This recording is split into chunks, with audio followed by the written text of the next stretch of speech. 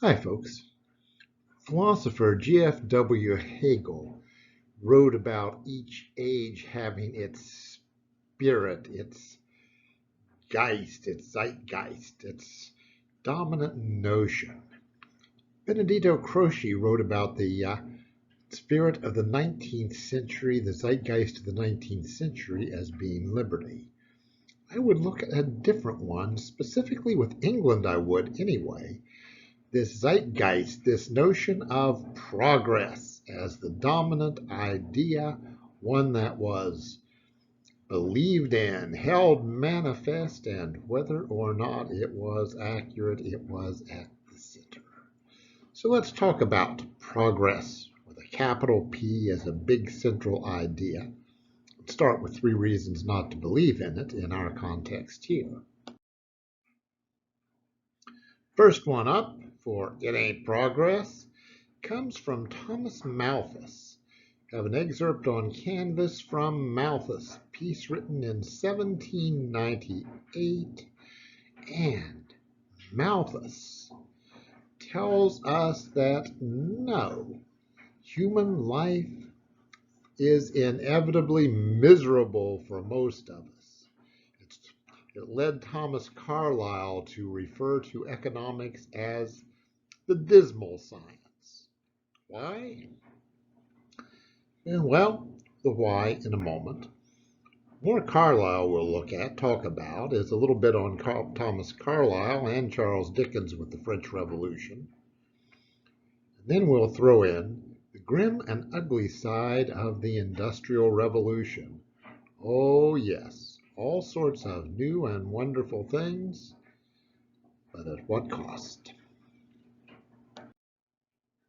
So, let's start with the general notion of progress, because the Enlightenment view, the one offered by Condorcet over in France, is that human progress, social progress, is inevitable. Hey, we're learning more, we're getting better, society is getting better, this hard run will go further.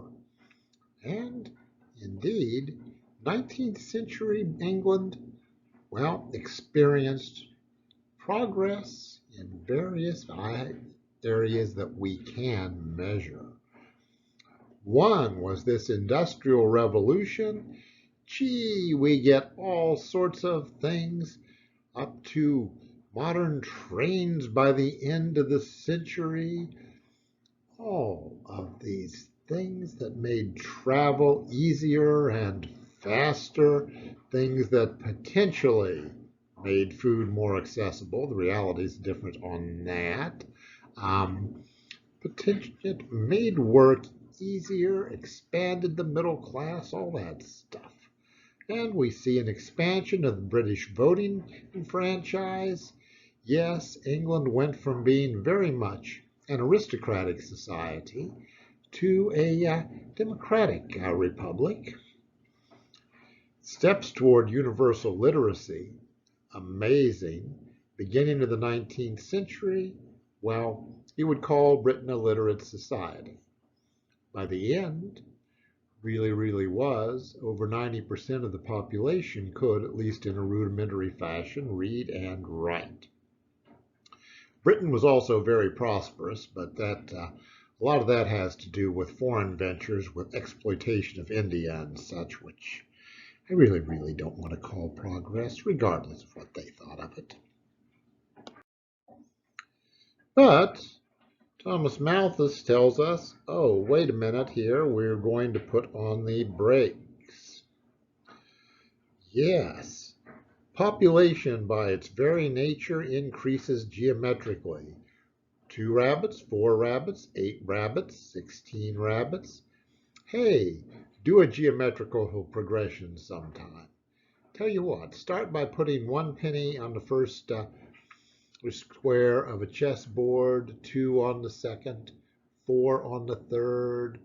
If you've doubled all the way through, when you get to that last square, I'll tell you what, you'll have enough money that I will let you bribe me, you can give it to me, and I'll give you an A for the class. I'll give everybody an A for the class. In fact, there'll be so much money there that I can bribe absolutely everyone associated with the university, and we can give every student in the entire school an A in everything. Uh, yeah, silly season, right? Where you're going to get that much? You're not. It happens. You run into reality. It intervenes. So that money doesn't exist for you to fill out that chessboard. In the same way, resources, according to Malthus, can only be expanded arithmetically. You clear one field. The second field is harder to clear and has to be improved. The third field, maybe it's in a swamp that has to be filled, and such as that. There are limits. These limits are the natural checks on population, and therefore, people, most of us, must, according to Malthus, always suffer from food scarcity, war over resources, diseases, and everything. Life is inevitably short and brutish. Well, we'll let folks fight over just how short and brutish, because this notion has been used as an excuse for making life unnecessarily short and brutish for people, oh, regularly since it's been come up with. We'll put it that way. Next one up, a reminder that people are not rational and self-improving. Thomas Carlyle's account of the French Revolution, which inspired Charles Dickens' A Tale of Two Cities, they give us, that is Carlyle and Dickens, a similar tale, suggestion. The French Revolution was absolutely necessary and inevitable. The Ancien regime could not be endured further. But what happened? Well, not a wonderful, wonderful journey into perfection, but rather,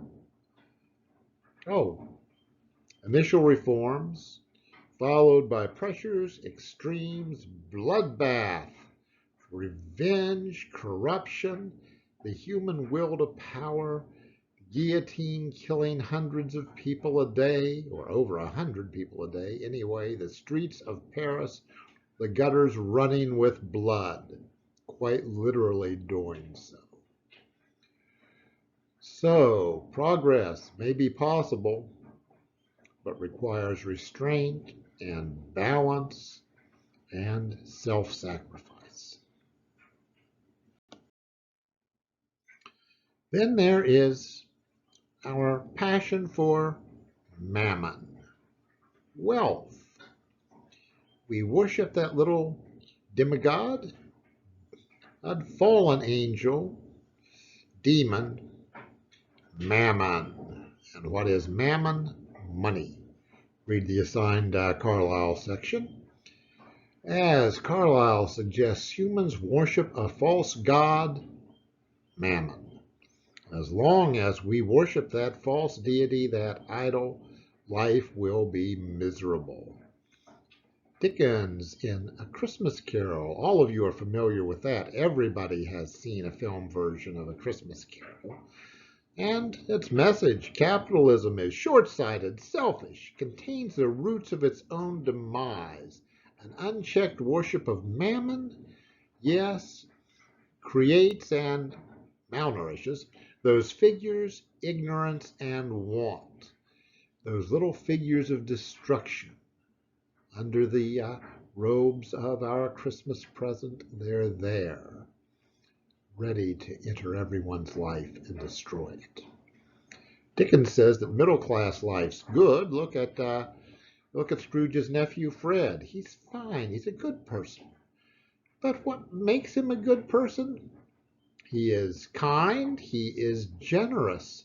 He is not interested in accumulating wealth. To live a good life, one must not be addicted to mammon. To make the world good, one must not be addicted to mammon. Now, then we have the Industrial Revolution. For its fruits, see Dickens's Hard Times. Look at the river running with purple dye. Look at the impoverished people.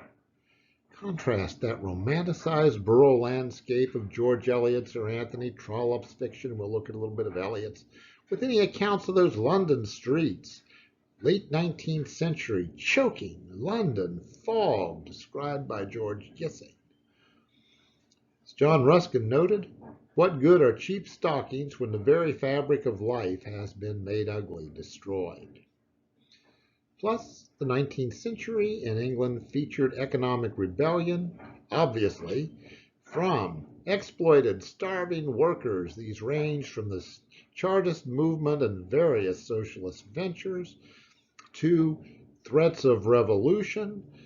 Karl Marx telling us why revolution was inevitable and such. The beginnings. It's his rational reaction to the exploitation of workers. Some of this must be. So, is progress possible? Dickens' answer is yes, metaphorically. We'll look at that. Early in A Tale of Two Cities, we see that mail coach climbing Shooter's Hill. And that is a metaphor for the theme of the book, a metaphor for progress. Hey, we have all those obstacles. Mud, darkness, the steepness of the hill, fears of the passengers, everything. Those are obstacles to progress. The climb, it's exhausting. Horses are exhausted. Passengers, because of their weight, must get out and trudge through the mud beside the coach. Passage is scary. There's a threat of highwaymen. The trip almost ends. The horses think they can't make it. They try to rebel and turn back. Yet somehow the climb succeeds. The coach reaches the top of the hill. That, folks, is progress. It's a hard climb. Climb that may fail. There are actual rewards ahead. We can get there. Victorians believed in progress. Foolish ones bought into that illusion offered by, these sweet things and baubles and middle-class life, thought it ordained or inevitable. For others, thinking about society, for those able, capable of seeing the harsh life confronted by so many, yes, see the effort that goes into progress. It is not inevitable that one would hope that future life goes forward. Things are better. London is a better place, as Dickens writes, than he found it at the beginning of the piece.